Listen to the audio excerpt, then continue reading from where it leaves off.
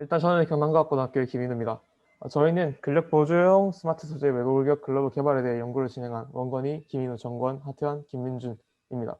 저희는 윤도원 교수님과 양주물 교수님의 지도하에 연구를 진행했습니다. 저희 목차는 먼저 연구 목표, 이론적 배경, 설계, 제작과 구동, 그리고 결론으로 이루어져 있습니다. 먼저 연구 목표와 이론적 배경입니다. 연구 목표는 크게 6개로 나눠봤습니다. 첫 번째로 경량화입니다. 시스템 복잡도를 낮추고 장갑을 가볍게 해서 사용과 생산의 편의를 높입니다. 두 번째로 근력 보조입니다. 일정 수준 이상의 동력을 제공해서 일상생활 중 손의 움직임을 보조할 것입니다. 세 번째로 제조의 용이성입니다. 실리콘 몰딩 방식을 통해서 여러 번에 걸쳐 생산이 가능하고 한 해 부품이 망가지면 다시 그 부품을 생산할 수 있도록 부품 단위라도 가능할 것으로 보입니다. 네 번째로 착용성입니다. 생체공학적 구조를 적용해서 사용자가 착용할 때 불편감이 없도록 할 것입니다. 다섯 번째로 적용성입니다. 손의 길이나 둘레 등 사용자에 따라 다른 신체 조건을 모두 부합할 수 있도록 설계할 것입니다. 마지막으로 다른 글러브들과 어떤 차별화가 되는 점이라면 기존 소프트 외국격 글러브에서는 엄지손가락의 구동에 대해 잘 다루지 않습니다만 저희는 엄지손가락과 그리고 손바닥 전체의 움직임을 중심으로 해서 개발을 진행해 보았습니다. 다음으로 이론적 배경으로는 손의 해부학적 분석에 대해 잠시 보고 넘어가겠습니다. 손바닥에 있는 근육은 내전근과 외전근이 있는데요. 외전근 같은 경우에는 이 두 사진 중에 오른쪽에 보이시는 손바닥 면에서 보이는데 엄지와 소질과 인대를 연결하고 있고 내전근은 그 뒤로 이어지는 근육들입니다. 이들의 역할은 공 같은 걸 잡을 때처럼 손을 오므리는 역할, 엄지와 소지 사이를 잡아당겨서 손을 오므리는 역할을 합니다. 그리고 손가락에는 별도의 근육이 있지 않고 인대와 연결되어 있는데 이 인대들은 손목 밑에 있는 근육들에 의해 잡아당겨지며 움직이게 됩니다. 세 개의 관절이 움직이고 그 세 개의 관절은 손끝에서부터 각각 DIP, PIP, MCP로 부릅니다. 그리고 이 관절들이 움직이는 각도 사이에 일정한 비례관계가 존재하는데 이 비례관계에 의해 일어나는 운동을 연동운동이라고 합니다.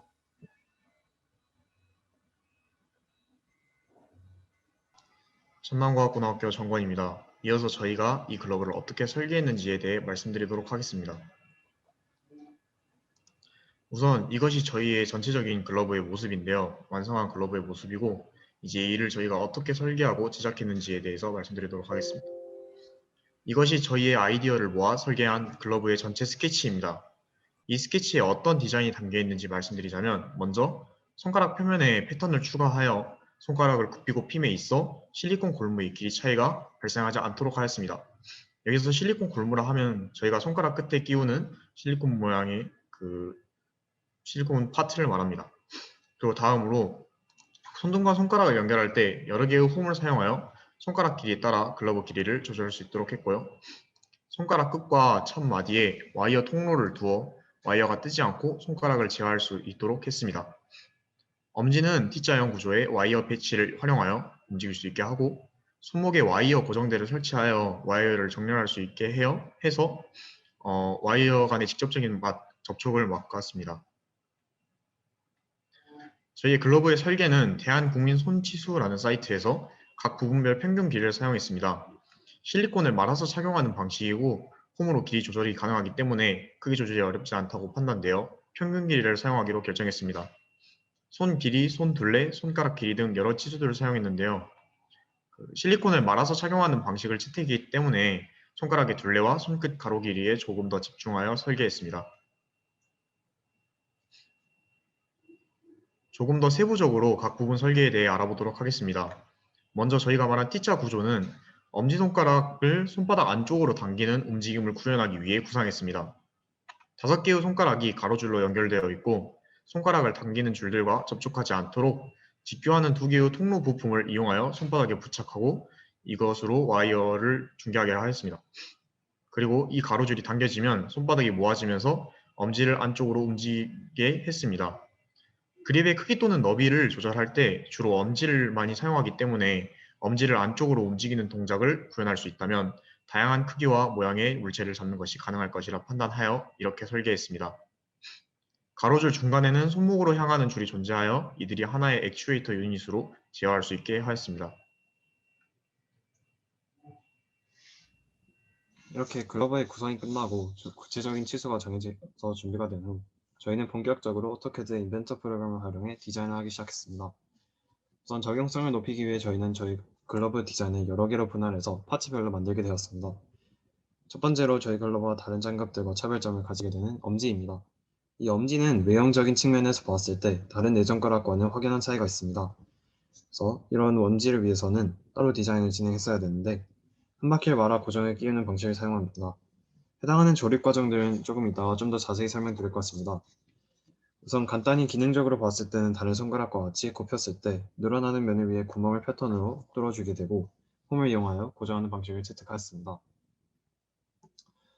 이어서 나머지 소지, 약지, 중지, 검지입니다.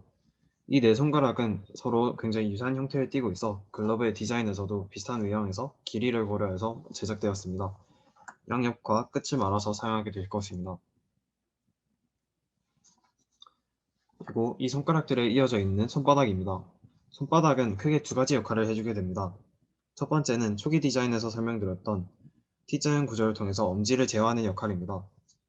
이를 위해서 손바닥에는 4개의 크로스오버된 통로가 붙게 될 것이고 또한 이 통로를 이용해서 두 번째 역할인 와이어의 정리를 맡아주게 될 것입니다.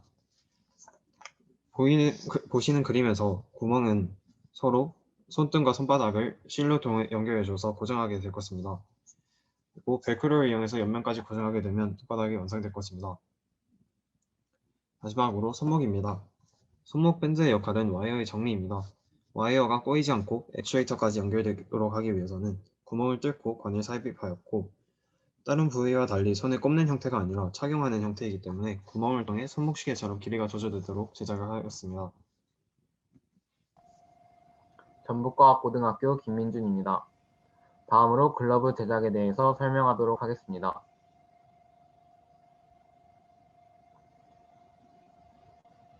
네, 다음으로 넘겨주시기 바랍니다. 앞에 발표했던 대로 대한국민 손치수에 따라 설계한 파일들을 3D 프린터로 인쇄하여 제작하였습니다. 여기서 중요한 것은 캐스트를 인쇄한 것이 아니라 실리콘으로 만들기 위해 몰드를 제작했다는 것입니다. 실리콘은 시너스 실리콘 슈얼 A20을 사용하였고 3D 프린터는 졸텍 M300을 사용하였습니다. 사용법을 익히는 과정은 온라인 미팅을 통해 시너스 실리콘 배합 강의에 따라 부을 때의 팁이나 경화 방법을 학습하였고 3D 프린터 사용 강의로 3D 프린터의 사용법을 익혔습니다. 실리콘을 굳히는 과정에서 ABS를 넣은 부분도 있습니다. ABS를 이용함으로써 얻는 장점은 실리콘이 굳을 때 모양이 잘 유지되고 실리콘이 찢어지는 것도 방지할 수가 있습니다. 그렇다면 본격적으로 제작 결과에 대해서 발표해 보도록 하겠습니다. 먼저 손가락입니다. 왼편에 있는 것들이 손가락들의 캐스트입니다. 엄지손가락부터 언급하자면 손가락에 두르는 형식이고 만약 사이즈가 작다면 실을 이용하여 크기를 조절하게 됩니다. 그리고 나머지 4개의 손가락에 맞게 만들어진 캐스트들은 실리콘을 굳힌 후 골무와 다른 손가락 통로를 완성하게 되고 마지막에 열 수축관을 이용하여 낚싯줄의 통로를 만들게 됩니다. 그 다음은 손바닥과 손목입니다. 손바닥은 아까 말했듯이 그런 구조로 돼 있고 손에 채우는 것에 대해서 초점을 맞춰 설명드리면 양 끝에 벨크로를 붙여 사이즈를 조절할 수 있도록 한 게 특징이고 각자의 손에 맞춰서 벨크로만 맞추면 거의 모든 손 사이즈를 맞게 할 수 있습니다. 또한 위에 구멍 6개에는 마주보는 구멍에 맞춰 연결을 하여 그 사이로 손가락이 통과하게 합니다. 그 옆에 손목은 어떻게 보면 손바닥 모듈과 비슷하다는 생각이 드실 수도 있으나 자세히 설명하자면 손목에 두르는 형식이고 돌기를 이용하여 사이즈를 조절할 수 있다는 형태입니다.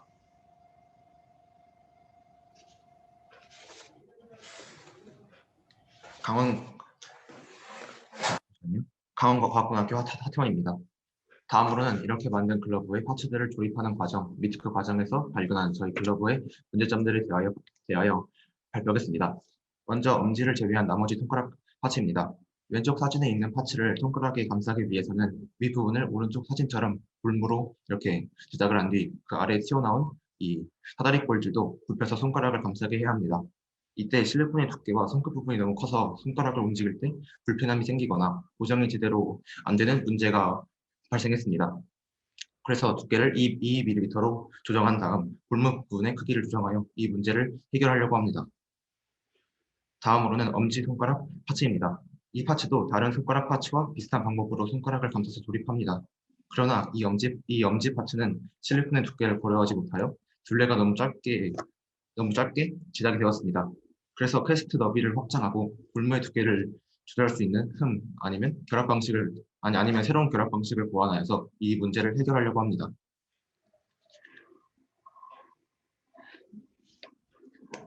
손바닥 파츠는 엄지손가락을 구멍에 넣은 뒤 벨크로를 이용하여 손의 크기에 맞게 실리콘을 둘러주면 되는데 그런 다음에는 고정을 위해 손가락과 손가락 사이에 실을 연결하면 손바닥 부분은 조립이 끝납니다. 그러나 사이즈 조절을 위해서 넣은 패드가 너무 길어서 이것은 사이즈 조절이 어느 정도만 가능할 정도로 남겨놓고 나머지는 잘랐습니다.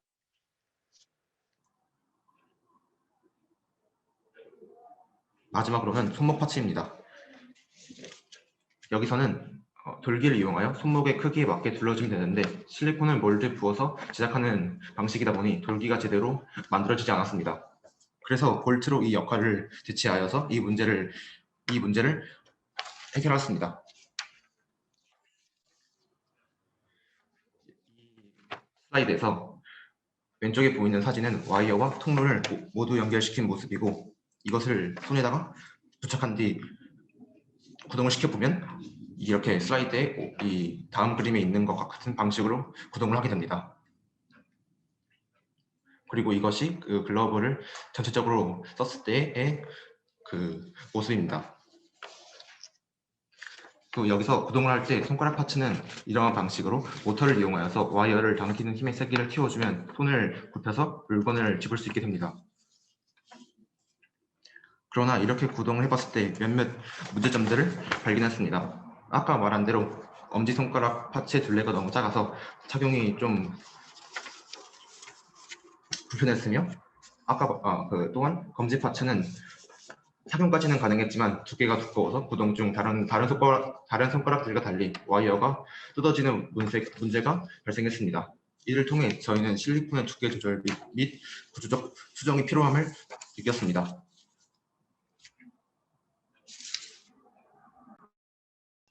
전남과학고등학교 정권입니다. 마지막으로 저희가 이후 사후 연구에서 어떻게 연구를 진행할 것인지에 대해 말씀드리도록 하겠습니다. 먼저 실리콘의 두께가 고려했던 것보다 두꺼워 착용감이 좋지 않았습니다. 그래서 이를 고려하여 저희가 출력할 키스트의 너비를 넓혀서 착용이 잘 되도록 할 예정입니다. 그리고 실 때문에 실이 실리콘을 갉아먹으면서 손상되는 문제가 발생하기도 하였습니다. 그래서 다른 결합 방식을 고안해 보려고 합니다. 또한 원래 생각했던 두 갈래로 와이어를 나누어 손이 물체에 밀착될 수 있도록 하는 그런 형태를 구현하지 못했습니다. 그래서 실리콘 안에 ABS 통로가 위치하도록 개선하여 이를 구현할 예정입니다. 그리고 통로를 캐스트에서 제대로 구현하지 못해서 이를 다시 제작할 때는 효과적으로 와이어를 고정시킬 수 있도록 그 실리콘 안쪽에 통로가 위치하도록 방금 말씀드렸다시피 그렇게 할 예정입니다. 그리고 마지막으로는 저희가 계획 발표에서 말했던 성능 테스트 3가지를 실행할 예정인데요. 코스키 톡소노미의 16가지 비동작 수행 여부를 다시 평가해보고 적용성 평가는 시뮬레이션 툴을 이용하여 최대 인장 강도 및 허용치를 파악할 것입니다. 또 착용성 평가는 실제 사람들에게 적용해보도록 하여 서베이를 수행할 예정입니다. 이상으로 발표를 마치겠습니다. 감사합니다. 네, D130조의 발표 잘 들었습니다. 손의 해부학적 분석에서 시작해서 설계에서 실제 조립, 그리고 수정하는 과정까지 발표해 주셨고요.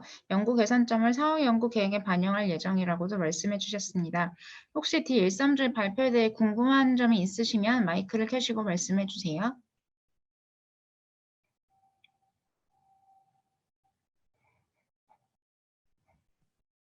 질문이 없으시면 발표하셨던 순서대로 학생분께서 소감을 말씀해 주시면 감사하겠습니다. 그러면 저 먼저 하겠습니다. 저는 원래 진로 목표가 이런 외고격 로봇 분야이기도 해서 이번 연구를 하면서 실제로 어떤 식으로 연구가 이루어지는지 조금이나마 전체는 아니고 조금이나마 알아갈 수 있었다고 생각해서 굉장히 의미 있는 경험이었다고 생각하고, 그리고 아무리 좋아하는 거라도 역시 연구는 힘들다는 걸 한 번 더 깨닫고 가는 시간이었던 것 같습니다. 저도 평소에 로봇 분야에 관심이 많고 또 진로가 로봇이기 때문에 이 중에서 근력 보조형 로봇 글러브의 최근 연구 동향에 대해서 알 수 있는 좋은 기회가 되었던 것 같습니다. 그리고 로봇의 설계와 제작에 활용하는 여러 도구들에 대해 학습해 볼 수 있었고, 또 저희가 겪었던 문제들을 하나하나 해결해 나가는 과정 속에서 즐거움을 느낄 수 있었습니다.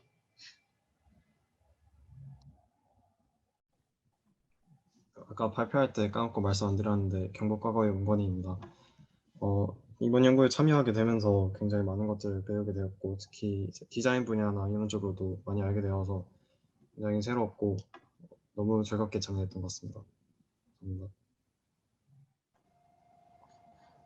저는 일단 글러브라 해서 약간 손의 구조가 복잡한 걸 알고 있어서 조금은 어렵지 않을까라는 생각이 들었지만, 팀원들과 같이 부분별로 나눠서 글러브를 만들고 희열감을 많이 느꼈고, 3D 프린터를 사용하는 방법이나 인벤터 등 같은 설계하는 프로그램을 전혀 다룰지 몰랐는데 이번 기회를 통해서 이런 것들을 많이 배워가는 것 같습니다. 저는 비록 처음에 약간 계획한 것처럼 실제로 연구실에 가서 참여를 하면서 연구를 하기 힘들었지만, 그래도 이렇게 평소에 관심이 있었던 사람의 근육을 이용한 로봇을 이렇게 심화적이게 연구를 할 수 있게 되어서 매우 좋았습니다.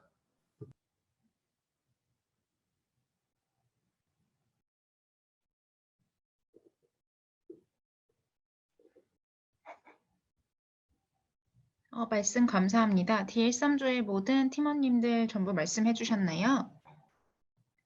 그러시면 D13조와 함께 연구해 주신 혹시 양준목 조교님 계시면 말씀 한번 부탁드립니다. 혹시 들리시나요? 네, 잘 들립니다. 예, 이게 이제 원격으로 그 프로그램을 진행하다 보니까 이제 여러 부분에서 문제가 있었는데, 이제 그 중에서도 가장 이제 힘들었던 부분들이 소통의 문제였던 것 같습니다. 그래서 근데 이제 학생들이 처음에는 좀 감이 없다가 이제 어느 정도 소통이 좀 잘 되는 수준까지 올라오고 나서는 그래도 좀 본인들의 의견도 좀 말을 하고, 설계도 이제 같이 진행하면서 좀 본인들이 처음 하는 거더라도 좀 열심히 진행을 좀 잘 해주었던 것 같습니다. 재밌는 시간이었습니다. 반갑습니다. 디지스플레이 로봇공학과의 윤노원 교수라고 합니다. 제 말 잘 들리시나요? 네, 잘 들립니다. 네네. 제가 지금 그 카메라가 좀 이제 좀 약간 올드 버전이라서 이게 USB가 한 번씩 끊어져서 약간 마이크가 좀 잘 안 듣습니다. 일단 뭐 제가 처음부터 쭉 들어보니까 뭐 상당히 그 고등학교 수준으로는 상당히 모든 주제가 재미있고 좀 도전적인 연구를 했던 것 같습니다. 그래서 아마 근데 다 좋은 경험과 지식을 쌓을 기회를 가졌을 것 같고요. 근데 이제 좀 아쉬운 거는 이제 작년에 저도 처음으로 이제 프리 URP를 했는데, 작년에는 이제 오프라인으로 저희 랩에 와서 실제로 막 연구를 했거든요. 그래서 그때는 짧은 기간이지만 상당히 그래도 더 재밌게 했던 것 같은데, 올해는 그게 안 돼서 좀 아쉬운 것 같습니다. 하지만 저도 몇 번 미팅에 참석하고, 특히 이제 저희 조교들이 잘 도와줬을 테니까 제 팀뿐만 아니고 모든 팀들에서 다 이렇게 서로 협조를 잘해서 좋은 결과를 얻은 것 같습니다. 네, 감사합니다.